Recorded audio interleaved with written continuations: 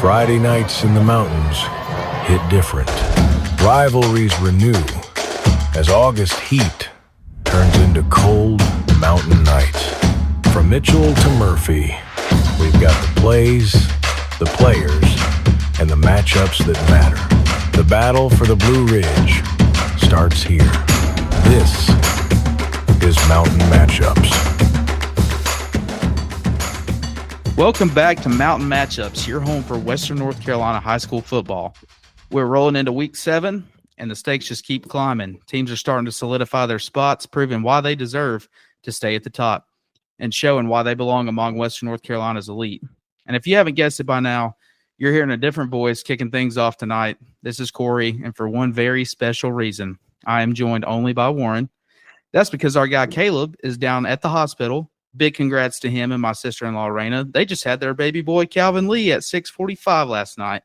And that's right. This means we've got a brand new addition to the Mountain Matchups family, and I'm excited to be an uncle to a new baby nephew. Corey, I'm going to ask you a question right quick. Just how many nieces and nephews do you two have? This makes 8 nephews and 7 nieces. We're up to 15 boys and girls. God dang. Maybe you guys can play offensive and defensive line for the Carolina Panthers. But on a more serious note, I don't know if you got, well, I'm sure you guys do know this, Caleb and his lovely wife, Raina, are two of the most amazing people I've ever met in my life. Their son being born makes my heart smile.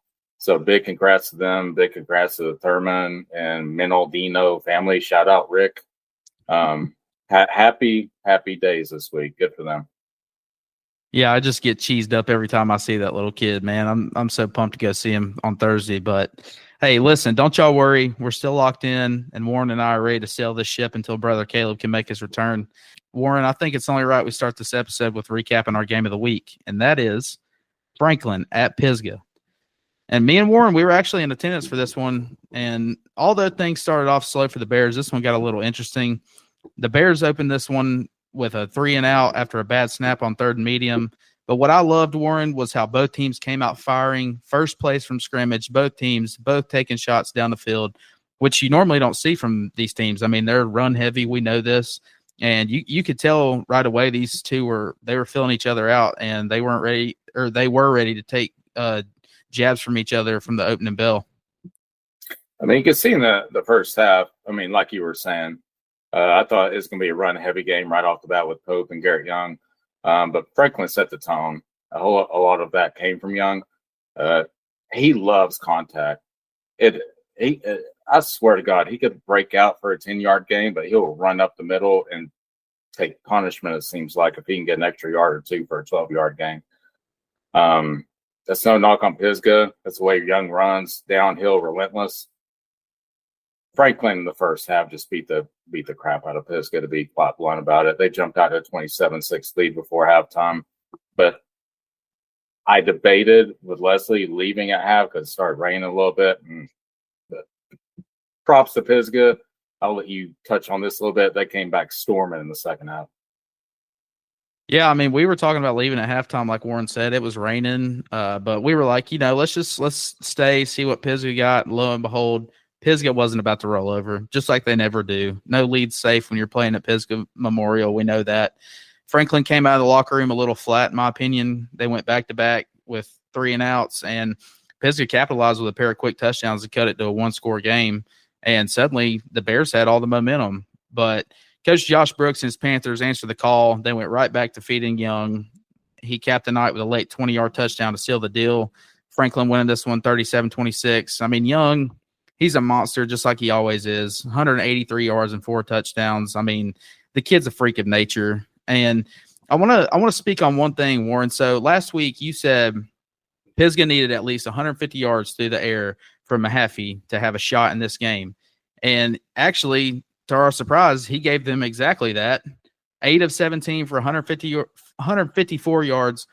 Putnam was a beast on the outside with 113 of those receiving. But here's the thing. Franklin's defense bottled up the Bears' ground game. Pope, Putnam, Mahaffey combined for just 95 rushing yards. As a team, that's literally all they had going for them. That, to me, is the difference in this game. But I want to know, Warren, what is your take on that? I'm not going to say – I mean, Pope had 113 yards rushing for 3 touchdowns.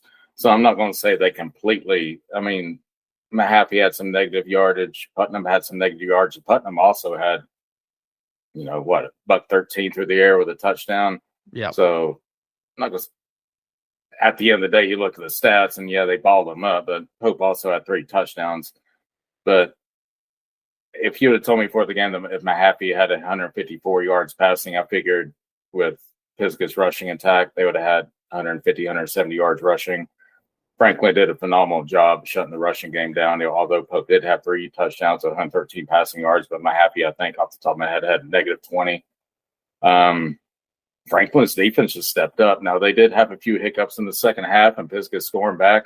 There's a moment there where I thought Pisgah was going. The crowd was getting rowdy. I was starting to. We were sitting on the Franklin side. I was trying to. I was like, oh God, let's go. I didn't want to get jumped or anything in the stands, but because I picked Pisgah to win. But yeah, props to Franklin's defense. Props to Franklin's coach, Coach Brooks. I know I talked a little bit about him last week about his halftime, or might have been his twin brother's halftime speech. Yeah. Great people, great coaches, and at the end of the day, they got the win. And I do want to say one thing about Franklin's football team. They did send us a video. Nothing bad or anything. We love stuff like that. Please send us stuff like that. Get hyped. Yeah. It's WNC football, baby. Like, get hyped. If you get a win, send us a video. Get your coach's approval, and we will put it on Instagram or wherever. Send us videos and stuff like that. It makes us feel like that we're doing a somewhat decent job. But good job, Franklin. Great win. Pisgah ain't going nowhere, though. They're going to be perfectly fine.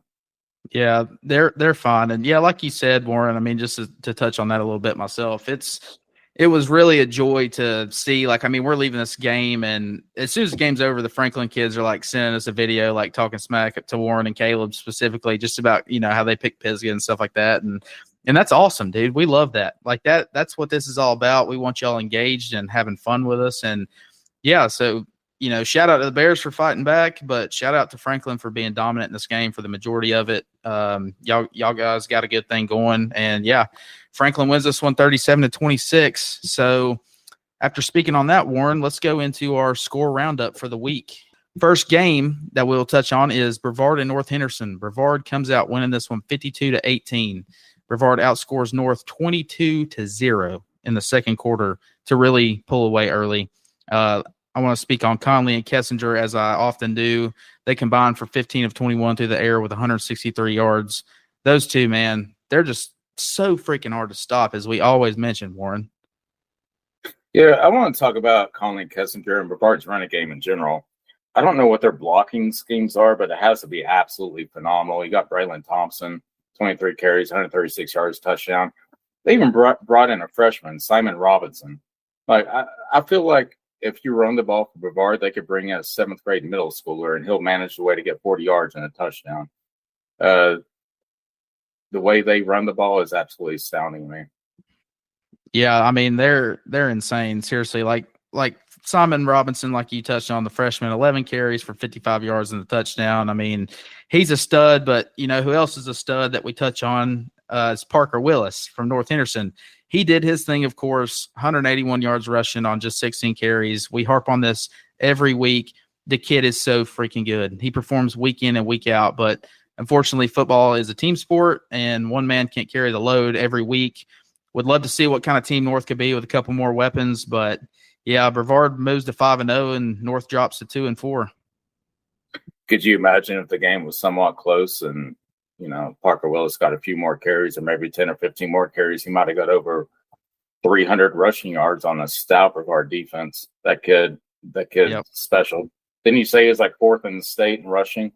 He's 5th. He's 5th in the state total, I think. Which that was, I think that was a stat from this past weekend. So maybe if you factor in Friday night's game, maybe he could be 4th. I don't know, but that's what I'm saying, dude. If they could just find a couple more weapons, and their defense is young too, and they have trouble stopping people. But if you give Parker Willis a little help, dude, North their record's 2-4, but I'm telling you, they're not that bad. I mean, they put up 18 on Brevard, and that's with a weaker defense. So, I mean, maybe they need to put Parker Willis at outside linebacker and middle linebacker at the same time.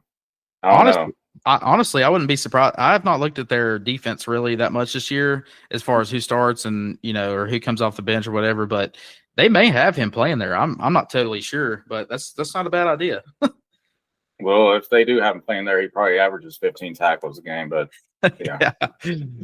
So we got Hayesville and Rosman as our next game, and Hayesville wins this one 54-14 against the Tigers. And Hayesville puts up 41 in the first half thanks to Trey Graves, 121 yards rushing with a TD and also a receiving TD.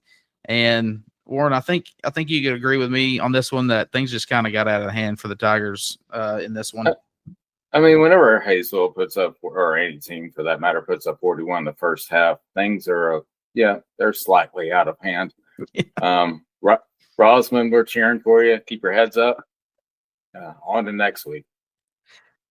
Yeah, and for our next game, we have McDowell against North Buncombe, and McDowell puts up 35 on the Blackhawks to the Blackhawks 19.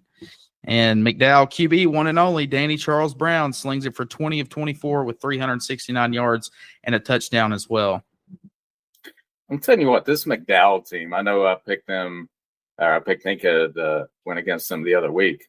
Ever since I did that, they've been beating the living crap out of people.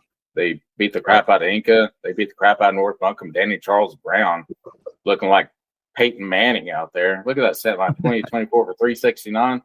You want to talk about it? You want to talk about efficiency? His passer rating is out of this world. I don't know. McDowell, I think, is one of the more underrated teams in West North Carolina right now that no one talks about.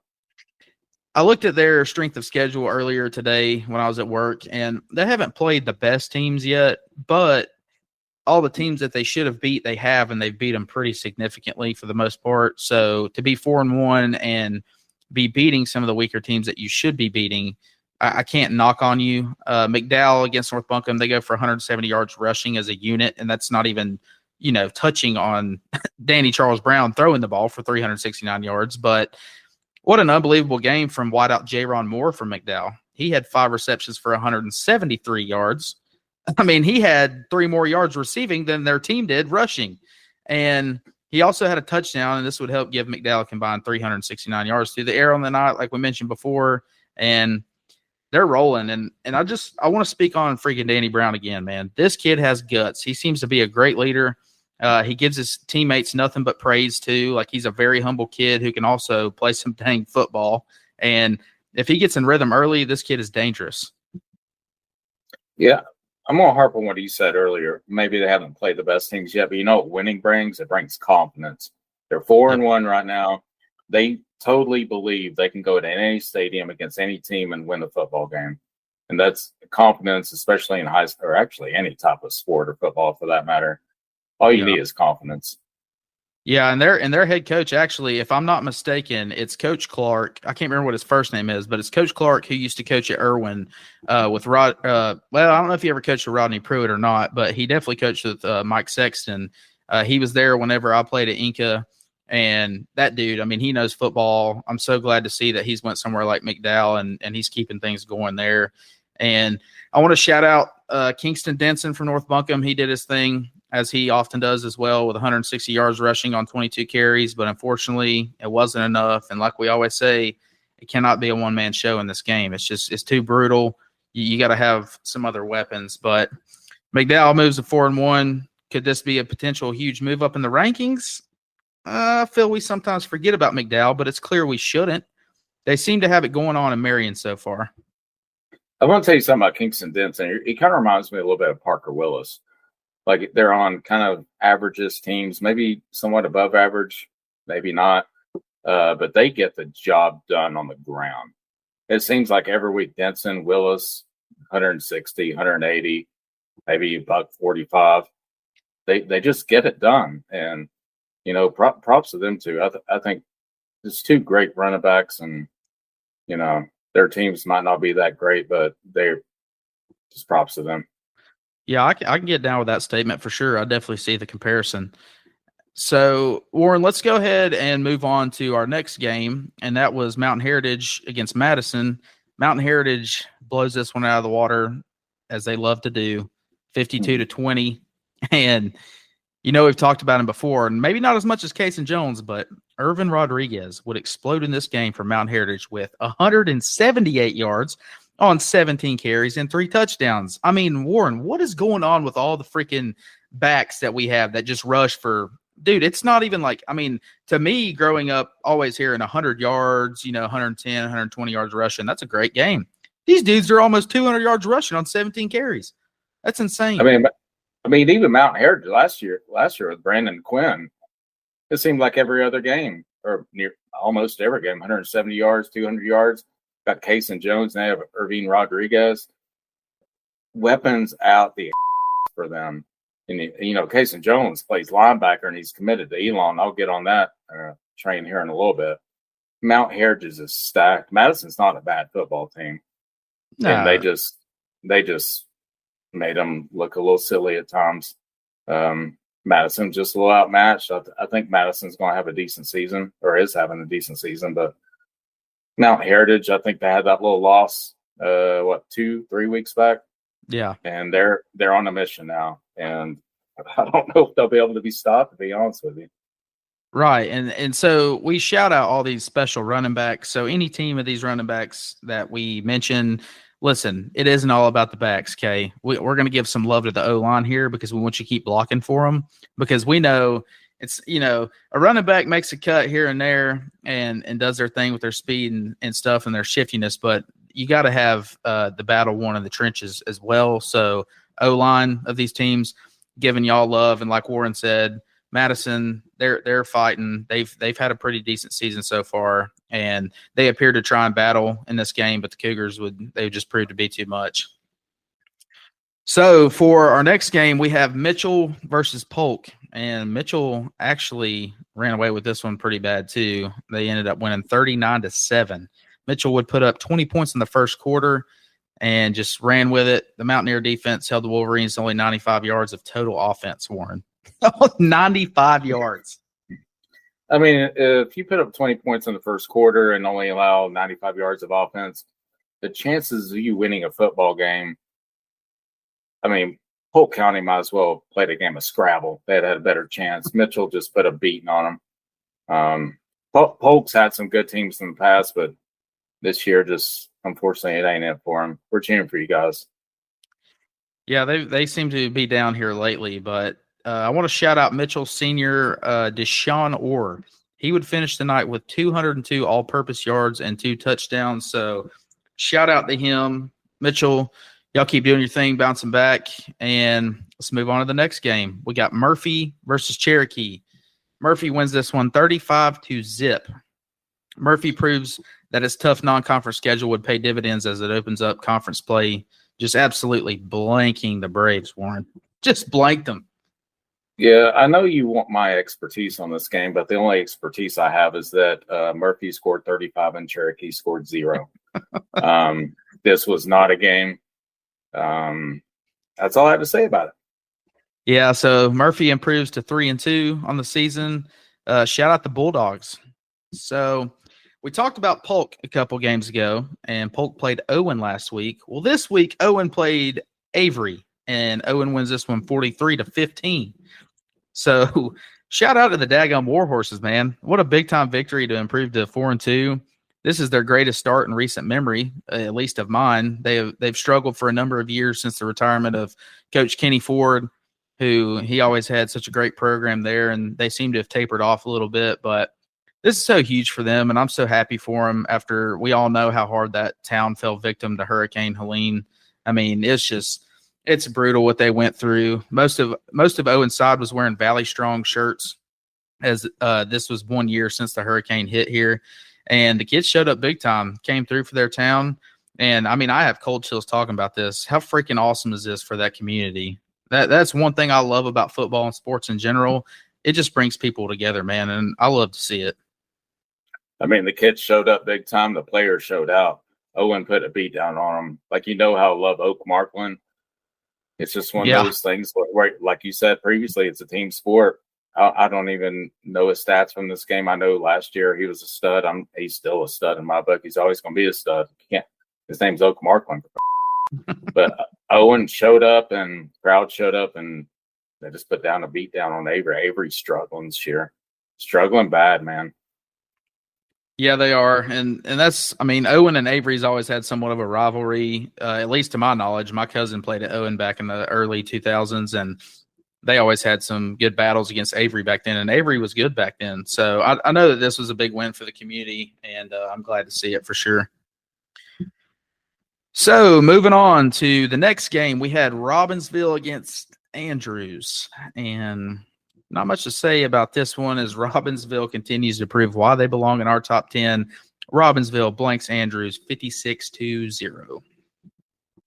Yeah, Robbinsville showed up. Andrews did. I mean, they showed up, but yeah, 56-0. We'll go on to the next one. There's only so much you can say about that. I don't even think either team posted stats. I mean, Andrews, me and Warren before this game, we prayed for y'all. So just keep trucking, hang in there, and hopefully some prayers are answered. We're cheering for you guys. Absolutely. So moving right along, let's go Tuscola against Smoky Mountain. If I do believe correctly, I think Caleb took Smoky in this game. Me and Warren had Tuscola. Don't remember what the point differential was, but the Mountaineers smoked them. And Sam Trantham, man, I mean, we talk about him a lot for Tuscola. 17 carries, 129 yards. I did not see where he even scored a touchdown. I don't know if they just didn't enter it in the stats or what, but I mean, that's kind of hard to believe. 17 carries, 129 yards, and you don't find pay dirt.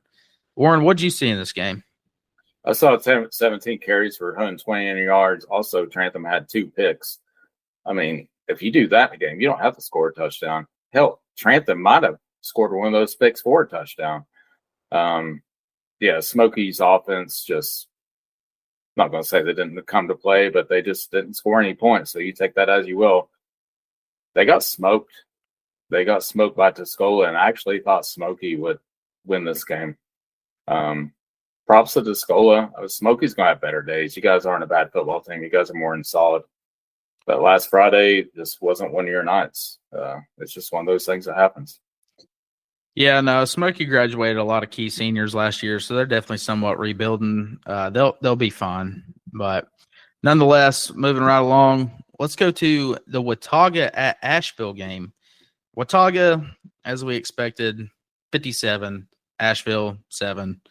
Just a straight up smackdown. And I will give credit to Asheville. They actually made this a game somewhat interesting with a second quarter touchdown to make it 21-7 Watauga. However, the Pioneers eventually overpowered them. And we talked about Watauga last week. It's just so freaking hard to beat such a disciplined football team such as them. So give props to Asheville for trying to keep this one close early. It's just Watauga, man. I told y'all last week, I've not seen anything like them. That's the team you was talking about last week. They're doing push-ups on the sideline. Yes. Yes. I mean, they must be doing a lot of push-ups to win 57-7. Good Lord. How many push-ups they doing over there? God dang. I mean, dang. Give me the Pioneers. I mean, even whenever Asheville put it up 21-7, or it was down 21-7, it was never a game. Watauga just put a beat down on them. Yeah, as they often do, especially the teams around here. I don't know, man. Just so disciplined. They work together as a unit, and it's really fun to see. Next game, and the last one for the week, is West Henderson against East Henderson. West Henderson 47, East Henderson 0. Sadly, I'll be honest, we all kind of saw this one coming. Credit to East Henderson just showing up each week and battling. And I cannot put emphasis on this enough. We are rooting for y'all. Warren's often said it, like, just keep trucking. It's all you can do. I mean, you had Zane McCraw, 10 carries, 176 yards, and 3 touchdowns, which would help the Falcons cruise in this game. But there's only so much you can do sometimes. I mean, West has a lot of firepower. Warren, what do you got to say for the East Henderson boys? East Henderson, we are cheering for you. We love you. I know times might seem bad right now, especially for the players. I know you might seem disheartened. Things are going to get better. And trust me, whenever they do get better, I'm going to be your number one fan. I assure you, things will get better, but they were not better Friday night. And I don't know if they'll be better for the rest of the season, but I hope they do get better. Let's go, EH. Yep. West improves to 4-1 on the year. Shout out to the Falcons. Y'all are doing your thing. That's a good win. So, battle for the Blue Ridge top 10, Warren. It's the battle for the Blue Ridge top 10. Presented by We Don't Have a Sponsor. Number 10, McDowell. Number 9, Swain. Number 8, Robbinsville. Number 7, Pisgah. Number 6, Murphy. Number 5, West Henderson. Number 4, Hendersonville. Number 3, Franklin. Number 2, Mountain Heritage. And number 1, Warren, just like it is every week, the Brevard Blue Devils. So, Franklin remains at the 3 spot after their impressive showing at Pisgah Memorial. Hendo and West have actually moved up to spots 4 and 5. Pisgah drops from 4 to 7. Swain County remains at 9. And how about the McDowell Titans making their debut at number 10, Warren? I mean, if you're 4-1, it doesn't matter your competition. You're beating who you're supposed to beat. I mean, I think I forget who they play, a 2 and 3 team this upcoming Friday, but if you beat them, you're 5-1. Keep moving up, keep winning, make the playoffs, make a statement. That's what they've been doing, and that's what they're currently doing. Yeah, I agree. Shout out to the Titans, dude. Y'all keep balling. And now for your certified dogs of the week.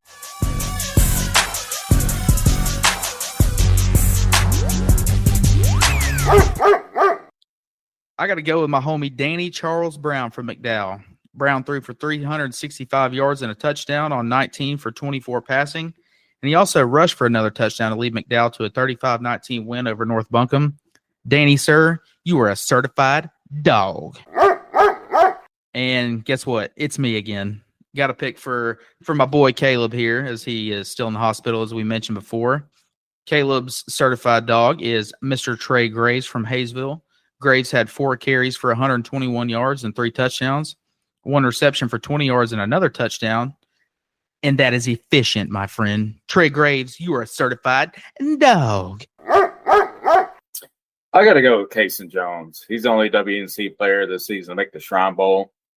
I think Irwin's coach is going to be an assistant coach. He's also committed to Elon. Cason Jones, Shrine Bowl, certified dog. I like that. We all know Cason Jones is a stud. Warren, before we dive into this week's Mountain Showdown in our Quick Pick 9 games, let's check the scoreboard on how each of the Mountain Matchups crew is doing with their picks this year. Corey, myself here, continues to set the pace, sitting at a solid 38-11. Warren, after a tough outing last week, is looking to bounce back at 29-20. And last but not least, your brand new father, Caleb Thurman, keeping steady in the mix, comes in at 32-7. And now it's time for the game of the week. And this one's a classic rivalry with plenty on the line. It's the Mountain Matchups. Number 9, Swain County Maroon Devils hitting the road to take on the number 8 Robbinsville Black Knights. 2 proud programs, 2 fan bases that live for this matchup. And both teams, Warren, they're very close in proximity. What are you seeing in this game? I've seen Robbinsville dominating this matchup since 2016. Swain County's 2-8 against them since then. But this game upcoming Friday is going to be set on the ground. Swain's averaging 240, 250 yards per game rushing. Robbinsville's averaging around 230. I know got Andrew Cody of Swain. He had a 143 pass rating last week. Buck 33 on only 5 passes rather, but they're a running team. Robbinsville's got Luke Levin, 138 or 136 passer rating. He also threw for a TD. These are rushing teams. Last week, they both combined for 946 offensive yards. They were mainly on the ground. The trenches and line of scrimmage, hog mollies out there, call them what you will. They're going to pick who wins this one. It's going to be a great game. There's going to be a lot of running the football. There's going to be a lot of blood, sweat, and tears out there. The grass is going to be torn up, and I'm excited to see. Absolutely. And dude, I'm not going to lie. So I went and watched Swain play at Robbinsville, just like they're about to do Friday with Bryson a couple of years ago. And Swain was loaded. Robbinsville was loaded. They were both like, I think even better than both of them are this year. And let me tell y'all, if you've never seen a game at Big Oak Stadium out in Robbinsville, you got to go. Man, it is so freaking electric. I'd go this Friday if my eyes could see straight to drive that far, especially coming back in the dark. But when we went there and watched that game, Warren, a couple years ago, I think Robbinsville ended up pulling it out at the end off like an interception or a fumble or something like that. I don't know. There was something crazy had to happen for Robbinsville to win that game. But, dude, it is one of the best high school football games I've ever seen. I know I've said that a lot, but that's definitely like probably top 5. And I want to point out one thing, actually 2 things that stand out the most to me. So Swain County, they're averaging 29 points a game, 29.2 if we want to be exact. Robbinsville is averaging 29 on the dot. And, I mean, the quarters, they're very similar. The rushing yards, Swain, they got 244 per game on the season. Robbinsville 227. The passing game is in Swain's favor, 98 to Robbinsville's 85. So I don't know, man. This one might be a barn burner. I had a long freaking study of trying to figure out who I was going to pick in this game. I really don't think there's no reason to study about it. It's a toss-up. Flip a coin. It's going to be a great game. Yeah, for sure. So I guess it's time to get down to the nitty-gritty here, Warren. I guess I'll start off. I'm going to say my heart wanted Robbinsville, but my head told me otherwise, or I guess you could reverse that. I don't know. Don't come after me. Swain County by 8. Well, you got that one wrong. Give me Robbinsville by 4. That's what my brain and heart tells me. When do we not disagree, you know? That's a fun thing about doing this stuff. Let me go ahead and pick for Bubba. Caleb has Swain by 6. So we got Warren outnumbered 2-1, as we usually do. But nonetheless, we will see. Now, let's move on, Warren, to our quick pick 9. First game, we got North Buncombe at Inca. I'm taking Inca by 6. Caleb is taking Inca by 4. I got Inca by 10. And I'm going to tell you, there's a player no one ever talks about. His name's Landon Wilson. He's going to do something this week. I know it deep down in my soul and heart. Landon Wilson, D1 Wilson. I call him D1. I don't know. He's going to do something this week. He's going to pull something regardless. It doesn't matter if he does anything. Give me Inca by 10. All right, D1. He called you out now. I gave you some props. Let's go. It's go time. Next game, we got Pisgah at West Henderson. Warren, what you got in that game? You know, like Pisgah and everything. They're playing out west. They showed a lot of toughness and grit second half against Franklin. Playing out West Henderson. West Henderson playing some great ball lately. Not saying Pisgah hasn't. I got to go West by 6. And I'm not going to lie, I'm right there with you. I got West by 13. I think Zane McCraw is just going to be too much. I saw how they struggle with Garrett Young. Not saying Zane McCraw is Garrett Young necessarily, but West Henderson also can sling it around a little bit more than I believe Franklin can. So I think it's going to give Pisgah trouble. And I guess Caleb's feeling the same way because he's got West by 6. So we'll see how that shakes up. Let's move on to Reynolds at Irwin. Caleb has Irwin by 7. So pretty bold pick there, Warren. What do you got? We've been harping all year about how much talent Irwin has, and they have an immense amount of talent. I know Lawson Reynolds went down. But at the end of the day, you have to win football games, and they haven't been doing that. They have a great coach. They went, 10-2 last year. Got to go Reynolds by 10 here. It doesn't matter how much talent you have. At the end of the day, you got to put some dubs on the board. Yeah, and for once, I got to agree with you. I mean, Reynolds, I think that they've had a little bit tougher of a schedule. And, I mean, they waxed Murphy. I'm not even sure I see Irwin beat Murphy. I don't know. So, for that, I'm going to have to give Reynolds by 14. And so that's going to move us on to TC at Asheville. Warren, what you got in that game? I don't think Asheville is going to recover from that game against Watauga for a while. Just off that alone, give me TC by a touchdown. Or 7, rather. And I guess Caleb feels the same. He's got TC by 3. I, however, am the opposite. I think Asheville bounces back this week. It's at Asheville, Cougar Stadium. I think Tay Williams is going to have a big game, sophomore quarterback there. I'm going to take Asheville by 7. They're going to have to do a lot of bouncing back. Hey, you never know. Okay. Next game, we got Smoky at Brevard. Caleb has Brevard by 21.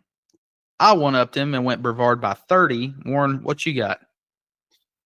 I got Brevard by 24. Brevard's just a brick shit house right now. Sorry, I shouldn't use that word. I hope Smokey puts up a good fight, but Brevard is just a wagon right now, man. Like, the only teams right now, I mean, Franklin should have stopped him, but other than that, maybe Mount Heritage, I don't know. That's a side topic, though. Sorry. No, you're good. Yeah, I mean, we've always talked about we want to see that Brevard at Mountain Heritage or Mountain Heritage and Brevard matchup. That'd be sick.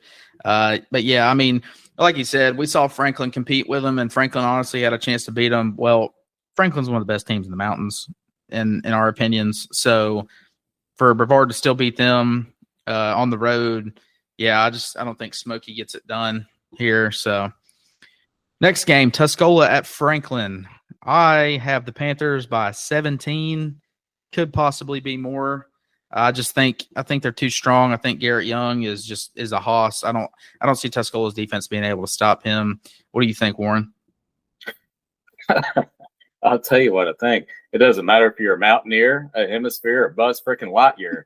Give me Terrell, Young, Lance Parker. Give me Franklin by 35. Hey. I'm not picking against Franklin for the rest of the year. What I will do is pick them to win the state title, though. I believe that in my heart. Let's go, Panthers. Wow, bold predictions. The Panthers win in state. Hey, I don't hate it. I'm rooting for them. And I guess Caleb I don't think it's a bold prediction. I think it's a smart prediction. I like Give that. me the odds. Give me the odds. Give me the money. Give me Franklin. Let's go. Caleb makes that all three of us very confident in the Panthers. Caleb has Franklin by 10. Guess he's not as confident as me and you, Warren. I'm very confident. Next game, Madison at Hendersonville. I went light on this one. Got Hendo by 23. Warren, how you feeling? Madison's in the world of trouble. Give me Hendersonville by 21. Yep, and it's a 3-way agreement again. Caleb takes Hendo by 28. Next game, Mitchell at Owen. Warren, what you got? This is a very interesting game. I think they're pretty evenly matched. I'll take Mitchell by 10, but I think Owen can also pull it out rather easily. Owen might also win by 17. To be quite honest. Yeah, Caleb, I mean, he had me confused. We were talking, he's talking about, he's just like, golly, Mitchell's so good, you know what? But Owen by 6 for Caleb Thurman. That is a bold prediction. Warhorses, prove him right, okay? Prove his son to be correct. All of them. They're betting on the Warhorses. However, Mitchell by 15. I think the Mountaineers are too much. I think Owen's got a good thing going on. Proud of them. I'm pulling for them, honestly, in this game. I would love to be wrong about this one. Yeah, and it could help being at Owen, but I don't know. I think Mitchell's just a little too strong. So, speaking of a little too strong, we have Cherokee at Hayesville for the next and final game. Caleb takes the Braves by 7. I am taking Hayesville by 14. I think Trey Graves does his thing as he usually does. I know that Cherokee struggled with Inca. Hayesville was able to knock off Inca. I don't know. Things can change week to week. People figure things out, so I could be wrong on this game, but I'm taking the Yellow Jackets by 14 for sure. Inca did beat Cherokee. Inca should beat Hayesville. I think this is going to be a great game. Give me Cherokee by 3. I think they're going to stop Trey Graves. Ish. Hey, Dawson Panther, if you're listening, Warren's on your side now, okay? So you better prove him right. Nah, I'm just kidding. Dawson Panther, Black Panther, Pink Panther, baby. No, it's definitely going to be a good game. I agree for sure. I had trouble with that one for a minute, but I was like, give me Trey Graves, gives him the upper hand by a couple tutties. But Warren, we're already to the end of the episode. Been a great episode. I love you and your brother so much. I'm so happy your brother had, and Raina for that matter, had a son, Calvin. I think it's amazing. It's an amazing week. About to be an amazing week of football. Carolina Panthers going to lose again on Sunday. Can't wait for that. Duke football is going to win again. UNC football is going to lose again. Yeah, and probably. We'll see how it goes, man. I love you guys very much. Yeah, well, we love you, Warren, and I love my new nephew very much. And I was telling my fiance earlier, I don't know if it's because me and Caleb grew up together and we were so close in age, and he's one of my best friends to this day. But and it's not that like I love all my nieces and nephews; they're all freaking awesome. But for some reason, and it might be because he's away from me too, but I'm just so freaking excited to meet this little kid, man. I know he's gonna be just like Caleb. And he's gonna be cracking jokes when he grows up, and yeah, I'm pumped to meet him, man. We'll see what kind of jokes he cracks. Yeah. He does. Who do you think he looks like right now? I think he looks exactly like Caleb. I don't want to tell Raina. Oh yeah, absolutely. I even see some little blonde hairs going on. Is it already receding? I'm just playing. I'm just playing. We all have that. I'm there. You're there. I think Dennis, my dad's probably there. Your dad has a phenomenal set of hair. Can I borrow his hair? What do you think I'm wearing a hat right now? Yeah, well, explain what happened to me. Oh, no. All right. Well, we love you guys. Yep, love y'all. Thanks for tuning in. Go like, share, subscribe, whatever. Download it, listen to it, follow it. This one was a blast, and we'll be back next week. Don't know if Caleb will be back yet or not. Maybe not. Got the newborn. But nonetheless, this was a fun one, and good luck to all the teams this Friday. All right. Good luck, guys. Love you, Warren.